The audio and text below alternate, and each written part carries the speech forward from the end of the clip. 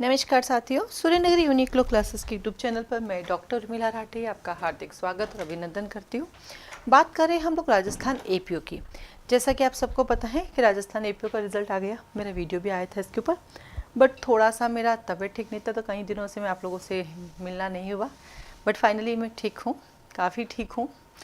तो हम बात करते हैं राजस्थान एपीओ की। सबसे पहला क्वेश्चन आता है कि क्या राजस्थान एपीओ के अंदर, क्या कहा कि क्या राजस्थान एपीओ का जो एग्ज़ाम है हमारा, क्योंकि देखो राजस्थान एपीओ की डेट तो हमारे पास पहले से आ चुकी है, पहले से आ चुकी है। कब है हमारा मेन एग्ज़ाम? राजस्थान एपीओ का मेन एग्ज़ाम 1 जून को है। कब है? 1 जून को है। इसमें से प्री है और मेन है, इंटरव्यू नहीं। जो मेन निकालेगा वो फाइनली निकालेगा, ठीक है।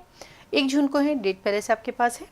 अब आता है क्या इसके लिए दोबारा फॉर्म भरे जाएंगे? क्या नहीं, फॉर्म भरे जाएंगे नहीं। अब आपके मन में आता है कि फॉर्म जब दोबारा नहीं भरे जा रहे हैं तो हमें हमारा रोल नंबर कैसे मिलेगा? क्या पुराना रोल नंबर रहेगा? नहीं, वो तो आपके पास आपका वो है ही, एप्लीकेशन नंबर वगैरह सब कुछ है ही, आपका नाम है, आपका डेट ऑफ बर्थ है। तो जैसे वो नए अपलोड होंगे ना तो वैसे वो आपके पास इन्फॉर्मेशन आ जाएगी। तो फिर आपको अपना जो राजस्थान के अंदर जो सिस्टम चलता है, जो आपका डेट ऑफ बर्थ है, जो भी है उसी से निकल जाएगा। राजस्थान का सबसे अच्छा यही है कि प्री के जो होता है वो मेन में चेंज होते हैं और दोबारा फॉर्म नहीं भरना होता है, रोल नंबर आपको फिर से अलॉट किए जाते हैं। ओके, ये हो गया आपका डाउट क्लियर। तो एपीओ का दोबारा फॉर्म आपको नहीं भरना है। अब हम चलते एपीओ की क्लासेस को लेके। देखिए अभी अपना एग्जाम कब है? जून में। इसका मतलब हमारे पास समय कितना है?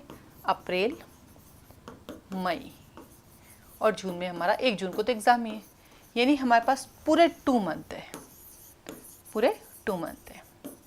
अब इसमें मेरे क्लासेस चलानी थी तो मैंने मेन की क्लासेस पहले ही चला ली थी, तो अब अलग से मेन की क्लासेस चलाने का समय नहीं है क्योंकि इधर आरजेएस भी आ गए हैं तो उसके बैचेस शुरू हो जाएंगे, है ना। तो इस मेन की मैं एक टेस्ट सीरीज स्टार्ट कर रही हूँ। क्या करूँगी मैं? Test series. वो टेस्ट सीरीज आपको एक तरह से पढ़ाने जैसी होगी क्योंकि अब समय है आपको याद करके लिखने का। पढ़ तो आपने लिया है, पहले ही बहुत सारा पढ़ लिया, ठीक है। ये जो टेस्ट सीरीज होगी ये मेन की टेस्ट सीरीज होगी हमारी। इसके अंदर आईपीसी के 3 पेपर होंगे, सीआरपीसी के भी 3 पेपर होंगे, इंडियन एविडेंस एक्ट के भी 3 पेपर होंगे और बाकी हर माइनर का एक एक पेपर होगा। जितने भी माइनर है उन सबका एक एक पेपर हो गया। मैक्सिमम जितने क्वेश्चंस बनते हैं वो पूरे बनाए जाएंगे, उससे बाहर जाता ही नहीं है। मेरा अभी तक का ये रिकॉर्ड रहता है, जो पेपर मैं बनाती हूँ उससे बाहर कुछ जाता ही नहीं है। फालतू क्वेश्चन नहीं बनाती जिससे आपका टाइम वेस्ट ना हो, लेकिन वैसे ही बनाती हूँ जो एज इट इज़ एग्जाम आते हैं। मुझे अभी याद है एडीजे का एग्ज़ाम था, ठीक है। तो एडीजे का एग्ज़ाम हुआ राजस्थान का, मोटर व्हीकल एक्ट का हमारे एक डेफिनेशन क्लोज का मैंने क्वेश्चन दिया। तो एक स्टूडेंट का ऑब्जेक्शन था कि मैम ये कोई क्वेश्चन पूछेंगे क्या एग्जाम में, ये तो डेफिनेशन क्लोज एडीजे लेवल का ही नहीं है। और जब वो मॉक टेस्ट वाला क्वेश्चन एग्जाम में आया तो मुझे वहाँ बैठ के हंसी आ रही थी कि एग्जाम में क्वेश्चन कुछ भी आ सकता है। आप मेरे यूट्यूब देखिएगा, मैं आर्टिकल 366 है ना कॉन्स्टिट्यूशन, उसका क्लोज 1 से 30 पूरा पढ़ाता हूँ और कई बार पढ़ा रखा है। आप मेरे यूट्यूब पे लिखना उर्मिला राठी आर्टिकल 366 है ना, 366 देखना, मतलब 366 देखना पूरा। उसमें से 3 डेफिनेशन क्लोज लिखनी थी आपको, मतलब 5 पूछी, 5 में से कोई 3 लिखनी है।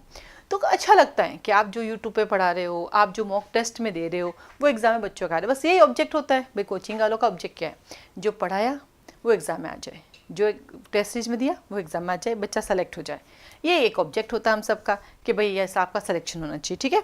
तो इस तरह से हमारी टेस्ट सीरीज चलेगी लॉ पेपर की, जिसमें टोटल हमारे पास 11 सब्जेक्ट है। कितने सब्जेक्ट है टोटल? 11 सब्जेक्ट है। तो 11 सब्जेक्ट के अंदर 2 पेपर यहाँ बढ़ेंगे, 2 यहाँ और 2 यहाँ, तो 11, 12, 13, 14, 15, 16, 17, टोटल लॉ के 17 पेपर होंगे हमारे। तो पहले मैं आपको टुकड़ों में दूंगी पेपर देने का पैटर्न। पहले मैं आपको पेपर दूंगी, आपको उन्हीं को याद करना, उन्हीं को लिखना, बहुत टाइम वेस्ट नहीं करना है।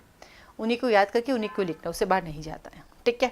लिख दिया, फिर इन सबका एक कंबाइंड पेपर लूँगी लॉ का लास्ट में, वो आपको बिना देखा देख लिखना है। इसमें आप देख के लिख लो, बिना देखा देख लिख लो, पहले याद कर लो, फिर लिख लो, फिर वापस याद कर लो, फिर लिख लो, देख के लिख लो, पकड़ लो, ठीक है। जैसा आपकी इच्छा वैसा कर लो। लिखना कैसा है वो क्लास में जब मैं सॉल्यूशन करूँगी तो आपको लिखना भी सिखा दूंगी।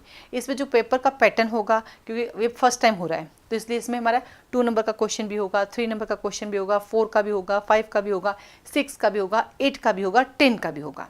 क्योंकि फर्स्ट टाइम हो रहा है तो हम तो सभी तरह से प्रिपरेशन करके जाएंगे। जो भी पैटर्न आएगा आ जाओ, क्योंकि फर्स्ट पेपर है ये मेन का। इससे पहले सिर्फ एपीओ प्री और इंटरव्यू हुआ करता था, ठीक है। अब आता है कि क्या मैं जनरल हिंदी और जनरल इंग्लिश भी टेस्ट सीरीज में कवर करूँगी? बिल्कुल करूँगी मैं।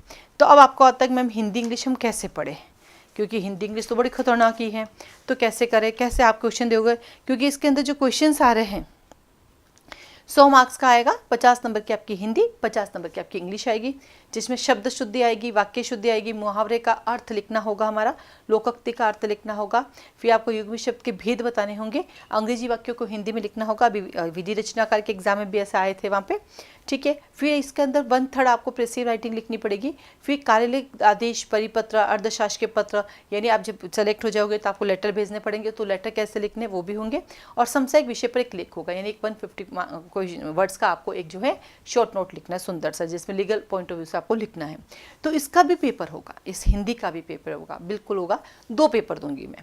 फर्स्ट पेपर में सारे टॉपिक होंगे, सेकंड में भी होंगे, और इनको हम डिस्कस करेंगे, ताकि आपको जैसे परफॉर्मर मिल जाएगा कि ना प्रेसिव राइटिंग कैसे करनी है, आपको परफॉर्मर मिल जाएगा कि लेटर राइटिंग कैसे लिखनी है, कोई लेटर आ गया तो कैसे होगा, उसके परफॉर्मर भी मैं आपको दे दूंगी, ताकि जितने भी रिलेटेड हैं आपके पास वो आ जाएंगे, ठीक है। फिर आता है आपके पास इंग्लिश ग्रामर, टेंस आपको अच्छे से आते हैं तो उस पर क्वेश्चन मिलेंगे, एक्टिव वॉइस पैसिव वॉइस आपको क्वेश्चन मिलेंगे, नरेशन पे भी आपको क्वेश्चन, ये आप सब कर लेते हो, डिटर्मिनेंट भी कर लोगे, फिर पोजीशन भी कर लोगे। फ्रेजल वर्ब अनलिमिटेड है, इसका तो कोई है ही नहीं, बट हाँ वेरी इंपॉर्टेंट जो होगी वो आपको मैं पहले दे दूंगी, फिर उसी के क्वेश्चन हम करेंगे, जो बहुत ज़्यादा नहीं पढ़ना पड़ेगा। विथ मेरे पास फ्रेजल वर्ब, उनका मीनिंग और विथ उनके सेंटेंस फॉर्मेशन भी है। फिर आता है वर्ड ऑफन कन्फ्यूज्ड और मिसयूज्ड, वो आता है वर्ड से, तो देखो प्रैक्टिस से काम आएगा। फिर आता है मॉडल्स आपके हैं, उसको मैं आपको शॉर्ट टर्म सिखाऊंगी, मॉडल्स कैसे करने होते हैं। फिर आता है सेकंड कॉम्प्रिहेंशन, प्रेसिव राइटिंग और ट्रांसलेशन। तो क्या होगा ट्रांसलेशन कैसे, जैसे मान लो मैंने आपको ट्रांसलेशन दी, आपने ट्रांसलेशन कर ली, 2 पेपर होंगे इसके भी, तो 2 ट्रांसलेशन मिलेगी, तो मैं आपको सिखाऊंगी ट्रांसलेशन कैसे की जाती है जब पेपर सॉल्यूशन कराऊंगी, ठीक है। प्रेसिव राइटिंग कैसे करनी है, मैं आपको 2 प्रेसिव राइटिंग दूंगी, दोनों सिखाऊंगी, उसके बाद आप प्रेसिव राइटिंग बहुत अच्छे से कर लोगे, कोई इशू आएगा नहीं। कॉम्प्रिहेंशन ये तो अनसिन पेशेंस है, ये तो बढ़िया है, मैं आपको 2 पेसेज 2 पेपर में दूंगी, तो आप उसको एक प्रैक्टिस हो जाएगी आपको कैसे लिखना है। इसके बाद पार्ट सी आता है composition, letter, report writing and notice writing.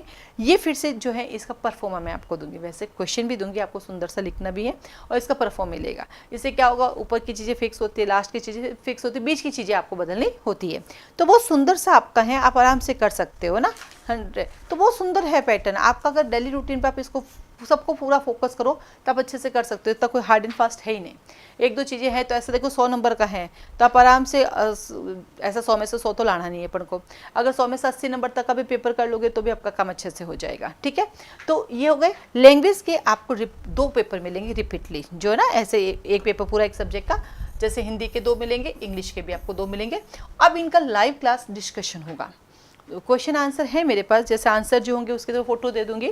Hindi में आंसर है जनरली मेरे पास, क्योंकि सारी गाइड है मेरे पास हिंदी में है, लेकिन उनका ट्रांसलेशन कर लेते हैं, आजकल ज़माना बहुत अच्छा हो गया, व्हाट्सएप पर ही ट्रांसलेशन का एक आ जाता है हमारे पास फॉर्मेट, तो उसका ट्रांसलेशन भी आराम से हो जाता है, ठीक है। अभी पेपर कब स्टार्ट करेंगे, पहले इसका टाइम टेबल मिलेगा, ताकि उस अकॉर्डिंग आप जो है प्रिपरेशन करेंगे।